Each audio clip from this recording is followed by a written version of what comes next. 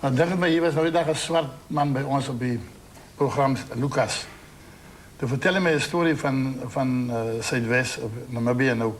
Hij zei, die stammen daar, na die verkiezing, na die nieuwe regering nou daar gekomen. Willen bijna graag die mensen een beetje gehelpen, die bevolking van Zuidwest. Nou, het is zo, uit elke stam sturen nou een voorman van die regering en dan gaan zelfs daar, het Wambu daar, en het Herero, en het Damara. Dan vragen nou van hulle, weet, nou zei hij van mij, ik moet nou vooraf weten, Wambu is een man.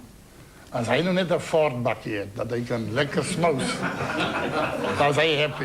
Eindelijk een Ford-bakje. Een Ford, ja, dat is een Ford. En een hero is een man, als hij nog net een paar beesten dan een plekje waar hij kan weiden, dan is hij tevreden. Maar Damara, als jij zegt, oh, wat iets wil hij niet, want dan moet hij dat ook nog onderhouden, je weet het niet.